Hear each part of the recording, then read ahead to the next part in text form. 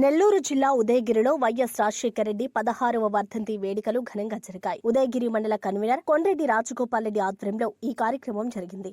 ముఖ్య అతిథిగా వైఎస్సార్ కాంగ్రెస్ పార్టీ సమన్వయకర్త మేకపాటి రాజగోపాల్ రెడ్డి హాజరై వైఎస్సార్ విగ్రహానికి పూలమాలలు వేసి నివాళులర్పించారు. ఆయన మాట్లాడుతూ వైఎస్సార్ తన పాలనతో ప్రజల గుండెల్లో చిరస్థాయిగా నిలిచారని అన్నారు. ఉచిత హామీలు ఇచ్చి మోసం చేసిన నాయకత్వం చంద్రబాబుదేనని ఆవేదన వ్యక్తం చేశారు. సంక్షేమ పథకాలతో ప్రజల మనసు గెలుచుకున్న నేతలలో వైఎస్సార్, జగన్ పేర్లు ఎప్పటికీ నిలుస్తాయని తెలిపారు. 2029లో జగన్మోహన్ రెడ్డి ముఖ్యమంత్రి కావడం ఖాయమని విశ్వాసం వ్యక్తం చేశారు.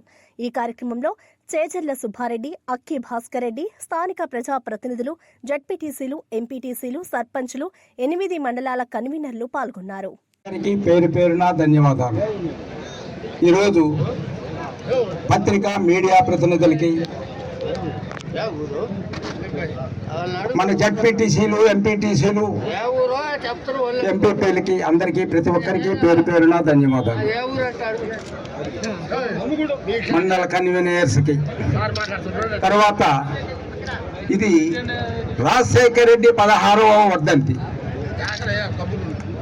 రాజశేఖర రెడ్డి 16వ వర్ధంతి 16 సంవత్సరాల క్రితం ఆయన మనకు కనిపించకుండా పోయినా కూడా ఈరోజు ఆయన వర్ధంతి అనే కార్యక్రమంలో ఇంతమంది ఆయన అభిమానం చూపిస్తూ, ఆయన మీద అభిమానం చూపిస్తూ ఈ విధంగా వచ్చినారు అంటే ఆ కుటుంబం మీద ఉండే ప్రేమ మనం ఏమాత్రం చెప్పడానికి కూడా సాధ్యం కానంత ఉంది.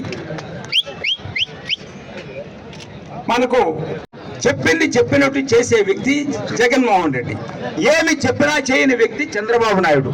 ఇవన్నీ కూడా మనసులో పెట్టుకొని రేపు వచ్చే 29 ఎలక్షన్లలో మనం జగన్మోహన్ రెడ్డికి సరైన న్యాయం చేస్తారని ఆశిస్తూ నేను సెలవు తీసుకుంటున్నాను. ఇప్పుడు మాజీ ముఖ్యమంత్రులు అంటే నా కళ్ళ ముందు కనిపించే వాళ్ళలో ఫస్ట్ ఉండే వాళ్ళు ఇద్దరు ఉంటారు. ఒకరు వైఎస్ రాజశేఖర రెడ్డి. ఒక మిడిల్ క్లాస్ వ్యక్తికి వాళ్ళ లైఫ్ బర్డన్ అయ్యేది 2 విషయాల్లో: పిల్లల చదువు, ఆరోగ్య ఖర్చులు. పిల్లల చదువును ఫ్రీ చేసిపోయాడు. ఆరోగ్యము, ఎంత పెద్ద జబ్బు వచ్చినా ఫ్రీగా ఉచితంగా వైద్యం అందించే ఎంత తేడా ఉందో ప్రతి ఒక్కళ్ళు గమనించాలా. అంతకు ముందే చేశాడు ఆయన ముఖ్యమంత్రిగా. ఆయన తర్వాత రాజశేఖర రెడ్డి గారు వచ్చారు. రాజశేఖర రెడ్డి గారు వచ్చిన వెంటనే పథకాలు అనేటి ఫ్రీ కరెంట్ ఒకటి, ఆరోగ్యశ్రీ, ఫీజు రియంబర్స్మెంట్, 108 ఇవన్నీ పెట్టడం జరిగింది. అంటే ఆయనకి ప్రజల్ని ఏ విధంగా కాపాడుకోవాలా అనేది ఎంతవరకు ఉండాలి అనేది మనం గ్రహించాలా. ఆయన చెప్పడం వరకే ఆయన పని అయింది. ఆయన చెప్పినట్టు ఆయన పథకాలు చేయటం కూడా, నిర్వర్తించడం కూడా జరిగింది. ఆయన తర్వాత మళ్ళా మన గవర్నమెంటే వచ్చింది, కాంగ్రెస్ గవర్నమెంట్. అంటే ఆయన తర్వాత వచ్చిన ముఖ్యమంత్రులు కూడా అంత మేధావులే మాత్రమే కాదు. తర్వాత మళ్ళా చంద్రబాబు నాయుడు గారు వచ్చారు. చంద్రబాబు నాయుడు దివంగత నేత వైఎస్ రాజశేఖర రెడ్డి 16వ వర్ధంతి జరుపుకుంటున్నాము.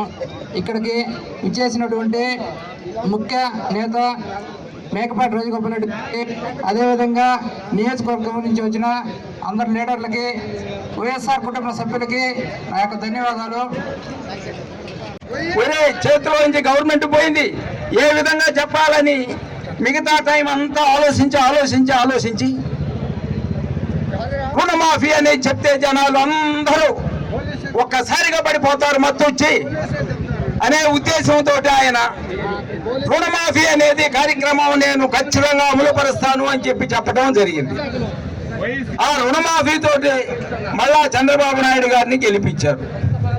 87,000 కోట్లు రుణమాఫీ అనే అమౌంట్ చెప్తూ లాస్ట్కి ఆయన కంప్లీట్ చేసింది 14,000 కోట్లతో. ఎప్పుడు కూడా ఆయన చెప్పినట్టు చేసిన దాఖలాలు ఏమాత్రం లేవు. ఆయన తర్వాత జగన్మోహన్ రెడ్డి గారు ముఖ్యమంత్రి అయ్యారు. జగన్మోహన్ రెడ్డి గారు ముఖ్యమంత్రి అయిన తర్వాత ఆయన చెప్పిన నవరత్నాల ప్రోగ్రాం అయితేనేమి, ఏ పథకం చెప్పినా సరే